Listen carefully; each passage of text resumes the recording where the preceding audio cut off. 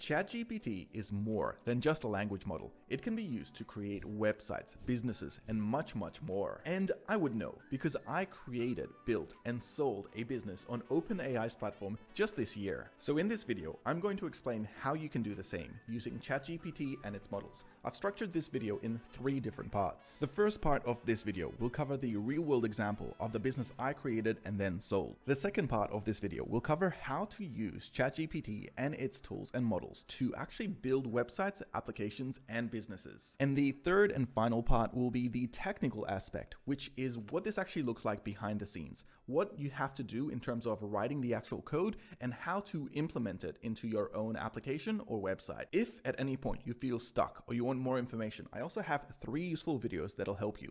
The very first is an introduction to what ChatGPT is and how it works.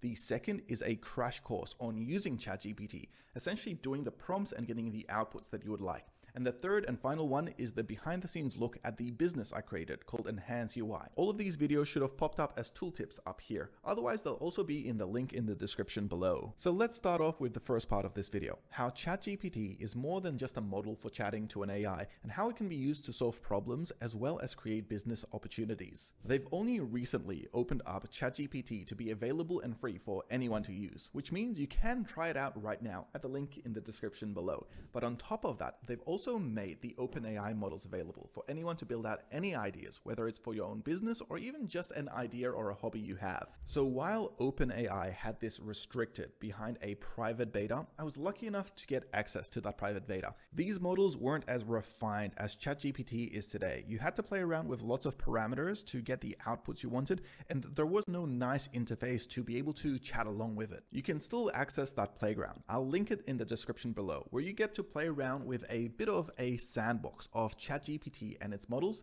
and you can also figure out exactly how you might consider building your own business or ideas. So moving back to this idea that I built up, it was to solve my own problems back then. These problems were to do with development and coding because I was making a lot of mistakes and I wanted to see if this AI model could basically help me solve them. And so I trained GPT to do this quite effectively. I built a front end and a back end around this website and I called it Enhance AI. It was essentially just like ChatGPT, just dumbed down a little bit so that any developer could get answers to very specific questions that they were asking. Questions included explaining a piece of code, very similar to what ChatGPT does now, as well as converting a piece of code from, say, JavaScript to Python, and many more examples. While this kind of worked, the original models from OpenAI, which were called DaVinci at the time, weren't that great at coding. It wasn't until Codex was released, this model which is specifically designed for GitHub Copilot, that we started to see the coding opportunities from OpenAI. Unfortunately, the release of GitHub Copilot also made my OpenAI model a little bit redundant, so I pivoted and focused more on content writing as well as blogs and blog outlines. I created a content editor that was using OpenAI's models, and this actually was quite successful. I created a number of really cool features here, things like fixing grammar, lengthening sentences, and even a micro predict feature, which would essentially write out a paragraph for you, similar to what you have in Gmail, but in an entire paragraph rather than just a word or two. So I decided to take this business to market. I listed it on a website called MicroAcquire. This is a website where you can list businesses for sale, even business ideas, and I was able to sell it to a third-party blogging organization. I went on to sell this for about $30,000, and this should give you an idea of how ChatGPT, OpenAI, and its models can be used to start any type of business in any type of industry. With that said, let's move on to the second part of this video.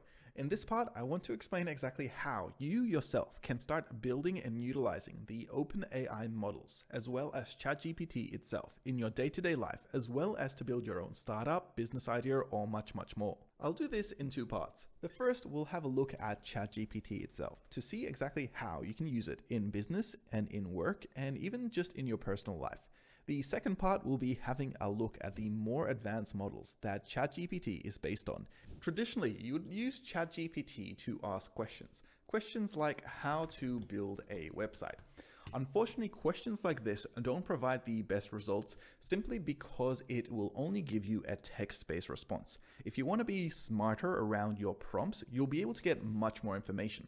The very first part of this is actually putting in specific code that you might want to have solved and then prompting ChatGPT to solve it for you.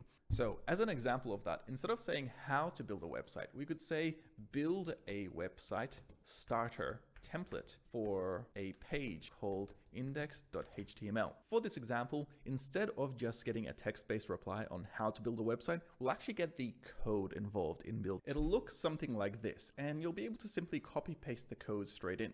This, of course, applies to any problem you might have.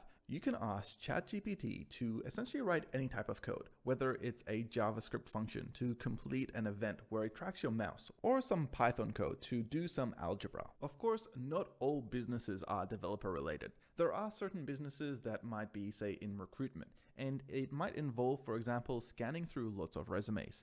ChatGPT can be used to scan through a resume and then identify key criteria such as skills or job experience, and then pull those individuals out to mark them for review. A feature like this could save countless hours to a recruiter who, for example, might have to scan through thousands of resumes every single day. And this is just the beginning of the kind of practical use cases that ChatGPT might have on business. I'm going to show some practical examples so that you guys can use this to apply it in your own industries. Here, I'm going to get ChatGPT to write a cover letter for a developer with skills in Angular. Of course, this is a bit of joke. We're actually looking for a React.js candidate. And with that, we're going to ask OpenAI's system here to check whether or not this person has React.js experience. We're going to only ask for a yes or no reply. Predefined prompts like this, where you can copy paste a resume in and then ask ChatGPT to answer for you a yes or no reply, will essentially make the job of the recruiter much easier. And this is where we'll now start to take a step outside of just ChatGPT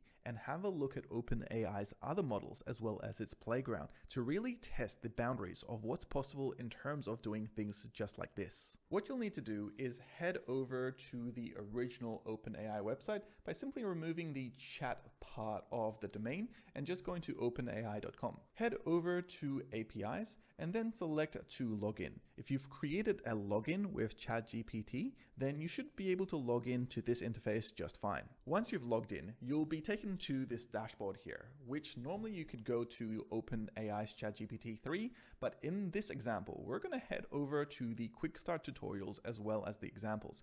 I'm going to head over to examples here, and we're going to get quite a few different types here. I'm not going to cover all of these models, but it is a good idea to actually test these out yourselves because there are quite a few interesting things that ChatGPT's models can do here. Things like convert movies to emojis or classify text. There's quite a few different examples here, but let's actually have a look at a simple one. I'm going to start off with this summarization for a second grader, and this will open up in the playground environment. This playground, you'll notice, is all text-based, but the difference here in terms of ChatGPT as well as this playground is the fact that it is all in one big text box. You ask your question here and ChatGPT 3, or at least Text DaVinci 003, will give you a response. I've clicked submit so that you guys can have a look, and it comes out with the summary here for Jupyter. Now, what's interesting to note is the different models we have available to us here. This is not technically ChatGPT. This is DaVinci 003. It has different responses. So does Curie and some of the other examples, like even Crushman, which is sort of like the Codex model that GitHub Copilot is based on. Now, using these, we can even customize them further with things like the temperature here, which is technically a statistic of randomness, where a temperature of 0 gives us no randomness, whereas a statistic of 1 will give us lots and lots of randomness in the answers. These are all predefined in ChatGPT, but these are all customizable inside of the playground. And this is why this is the best place to start building a website or a business or an application idea, because you'll have full control to test out the environment. And this is the segue to the next part of this video, where once you get a better idea of how to use the playground and getting prompts and outputs that you want, you can start creating an API layer to interact with the OpenAI platform directly and build a SaaS on top of it. I want to showcase one more example before we move on. Let's head over to examples and go to chat. This is going to give you an idea of, for example, how the OpenAI platform originally conceptualized OpenAI's ChatGPT 3. Here you have some general settings for the conversation, which is that it is between a human and an AI assistant. We have a few rules as well for it to be helpful, creative, clever, and friendly. And this is where the conversation begins. We can say, "What is your name?" And here the AI will give us a response. As you can see, this is fundamentally what ChatGPT looks like. But here is where you can create your own type of interface with your own type of rules and allow you to build a business with your own type of chat as well. Now, hopefully this gave you a good idea of all of these things that are happening in the background. But how do we interact with this? How would we build a front-end website to integrate an API to start talking to these models? This is the third part of this video, and this part will be quite technical. We're going to take a look at the code that's happening in the background, the requests and the responses that we can perform as part of the OpenAI model for its API. There's a lot of documentation you guys can have a look at, which I'll link in the description below. But this will be using the JavaScript interface. I'm going to be writing some code in VS Studio, and we're going to be using VS Studio code to essentially engage with the OpenAI platform. Now, if this part doesn't interest you, you can hit the like and subscribe button. But if you want to learn what's happening behind the scenes, now we get to take a look. To start off with, it's quite useful to head over to the documentation and scroll down a little bit to the completions part of the API. We have a few examples here of doing a completion using the GPT-3 models, but these are basically if you're doing a HTTP request. We're going to be using Node.js in this example. We're going to be downloading the OpenAI module, and we're going to be using it to create requests directly through to OpenAI's platform. Then we can use these requests and structure them in any way we want. Let's take a look at how this works. I've downloaded and installed Node.js, and I've also downloaded and installed VS Studio Code. Here, I've created a new folder called ChatGPT, and I'm going to create a file called index.js. I'm also going to install the OpenAI platform by running npm install OpenAI. Here, we're going to be able to use this module to start interacting with OpenAI. I also have a package.json here. And as part of that package.json, I'm going to add in a type, and here we're going to do module. This is just so that instead of doing requires, we can do imports. Heading back to the OpenAI platform here, we can now go to the documentation and simply copy paste the code we have here for creating a completion. We'll head back into VS Code, and we're going to paste this into our index file. We only need to do one other thing here, which is to implement the API key. To do that, we're going to head back to the website. We're going to head over to View API Keys here under your dashboard, and we're going to get a copy of your secret key. Now, I have one over here. I'm going to create a brand new one for testing here, and I'll delete this after this video. So don't try and copy this. But for your own key, just make sure that you keep it private and do not show it publicly anywhere, because it will be using the credit that you have from your account. Now let's head back to VS Code and let's plug this bad boy in. I'm going to apply it here where we normally should do it as a process environment key, but for this test, this should be enough. Finally, I'm going to update this statement here to be an import instead of a require, and that's about it. We can now test this out by calling node and calling index.js. Here, we're going to get a response back from the server, but we're not console logging it out. So I'm going to console log, and we're going to log out the response here. And we're also going to call out the data that we get. This should show up now in the terminal, and here we get the response. So it says, this is a test, and the response is, this is indeed a test, which means that it was successful. We do get some other information here, like the ID and the object, as well as the model, when it was created, and a couple of others. But this is a quick and basic example of how you can interact with the API. These are the essential building blocks of how you would build a business using OpenAI and its models. If, for example, you have some interesting ideas, you can use this and wrap it around a shell and then serve it to customers. In this regard, the sky's the limit. It's up to your own imaginations as to how you want to utilize OpenAI's models, but hopefully this gives you enough information to go by. If you want more advanced examples of all of this, let me know in the comments below and I can do a follow-up video of exactly how this is possible too. Otherwise, don't forget to hit like, subscribe, and I'll see you in the next video. Thank you.